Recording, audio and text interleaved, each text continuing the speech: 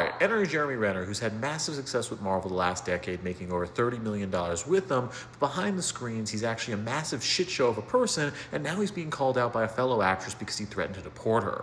Looking at Jeremy Renner's history with women, it is definitely not a good one, with one big example being his ex-wife, Sonny Pacheco, who said when they were married, Jeremy Renner, during a fight, walked out with a gun, fired a bullet into the ceiling, and then put it in his mouth and pointed at her, saying he was going to off both of them. And also during that interaction, Sonny accused Jeremy Renner of biting their daughter, who at the time was 4 years old, in the shoulder in some sort of aggressive rage. Sonny's claim against Jeremy Renner is he has these anger issues that are induced because he has a massive addiction to coke, and he would actually leave it in the bathroom that their daughter would use.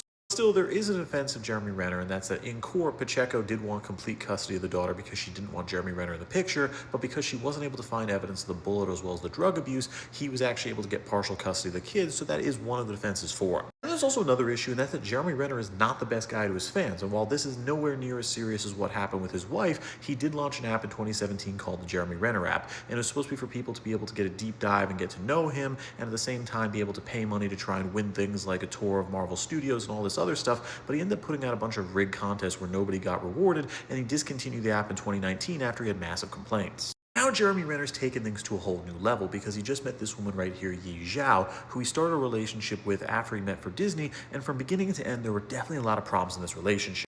He explained that she was working for Disney on this documentary and Jeremy Renner got involved, but the moment he got involved, he actually began to send her adult videos through WhatsApp and all these other things that were not actually appropriate at the time because they weren't dating yet.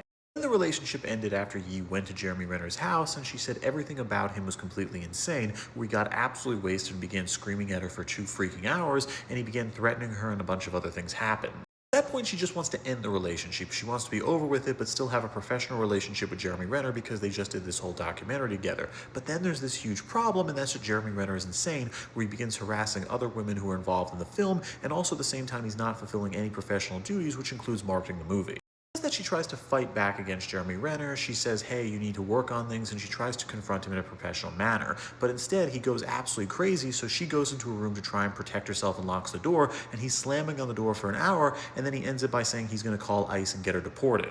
And yes, before anybody asks, because I know someone in the comments will, she is completely legal to stay here. She has a working visa through Disney, and she's also this extremely well-educated person. She was born in China and has a degree from the London School of Economics, one of the most prestigious universities to get into, so no, Jeremy Renner's not in the right. Yeah, Jeremy Renner's screwed right now. I think Disney protected him a little bit during the divorce so people wouldn't find out about that scandal, and then after the snowmobile accident, he had some public sympathy, but there's no walking from this, and this woman said that there's going to be other accusers coming out from that film project. I think he's lost his mind. I don't think he'll ever come back as Hawkeye, and with that, I'm Charles Peralta. Please subscribe to learn something.